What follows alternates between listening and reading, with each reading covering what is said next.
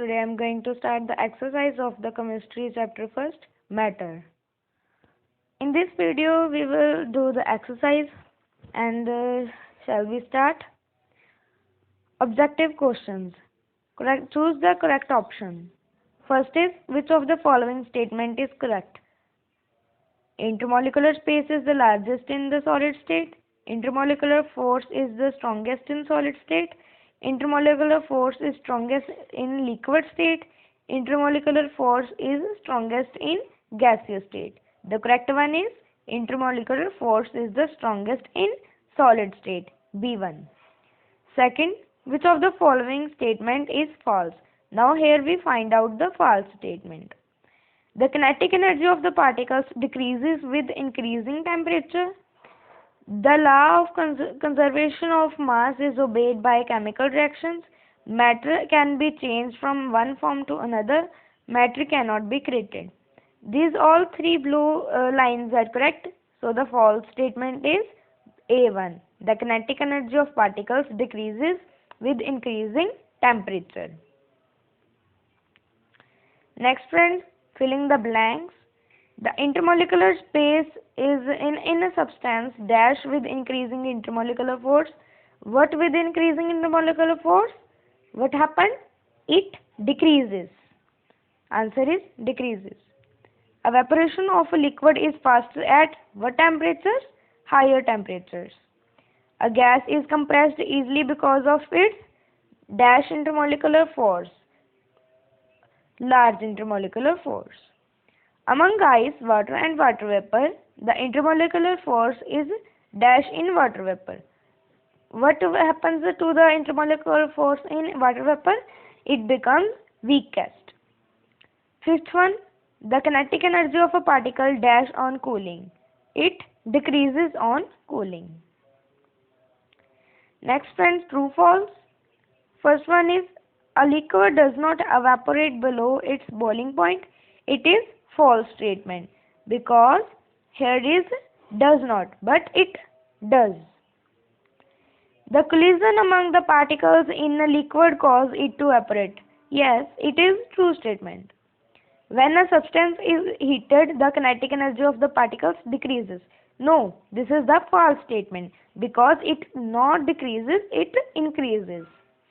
When a solid is heated, its particles vibrate more vigorously. Yes, it is a true statement. There is a practically no decrease in total mass of the substances in a chemical reaction. Yes, it is a true statement. Burning does not obey the law of conservation of mass. No, it is false statement because burning obey the law of conservation of mass. Here they write does not. So because of this false statement. Next, guys, there is a question answers. First is short question answers, and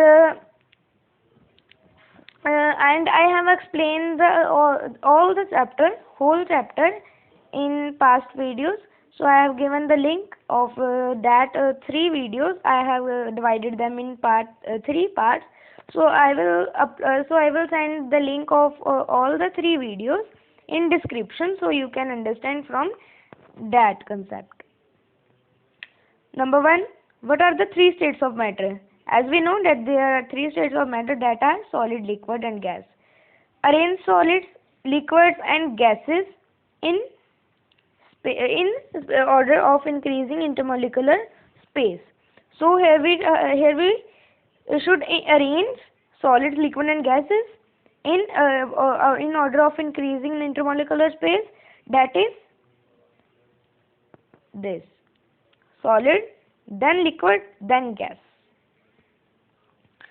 Arrange solids, liquid and gases in order of increasing intermolecular force. Above is intermolecular space, below is intermolecular force.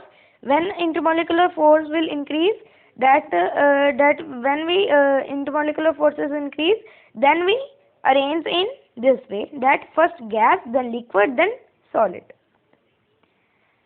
What will happen to the kinetic energy of a particle if it is heated? So what will happen? On heating, kinetic energy of the particles will increase. Number 5, What gives rise to the pressure of a gas? Increase in temperature rise the pressure of gas. What will rise the pressure of gas? Increase in temperature. Sixth, in which state of matter do the particles move the longest distance? In gaseous state. Long answer question. Explain the melting of a solid on the basis of kinetic theory. As a solid is heated, the K of the particles increases with rising temperature. The particles vibrate more and more vigorously till they move away from their fixed positions at a particular temperature called the melting point of the solid. Thus, a solid becomes a liquid. So, if you want to understand this concept, these all the long question answers. I have given the link, so you can understand from that chapter that I have explained. Number second, explain the evaporation of a liquid on the basis of the kinetic theory.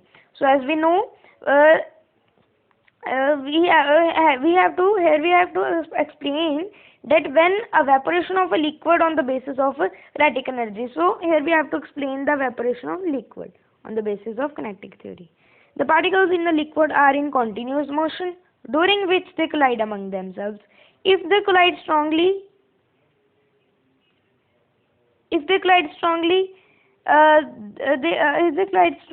some of the particles may overcome the attractive force and escape. A liquid evaporates in this manner. Number third, explain the liquefaction of a gas on the basis of kinetic theory. In the gaseous state, the particles move very fast, independently of each other. As the temperature is lowered, the Ke of the particles is also lowered. When low energy gaseous particles collide with each other, they may form bigger lumps or clusters, and the gas may condense into liquid. So in this way, the liquefaction of a gas occurs. Number 4, explain the freezing of a liquid on the basis of kinetic theory. Here we have to explain the freezing of a liquid on the basis of kinetic theory. As the liquid is cooled, the K of the particles decreases. The particles move shorter and shorter distance as the temperature is lowered. At the freezing point, the translatory motion of the particles ceases and the particles get rigidly fixed. This is how a liquid changes into solid. State the law of conservation of mass. Answer is, matter can neither be created nor destroyed but can be changed from one form to another, and the total mass of the substances before and after the change remains same. The law of conservation of mass is true for physical as well as chemical changes. In a nutshell, the total mass of the substance before and after the change is same. Last question is, describe an experiment which proves the law of conservation of mass. So here we describe an experiment that is also given in the in the end of the chapter. So from that you can understand.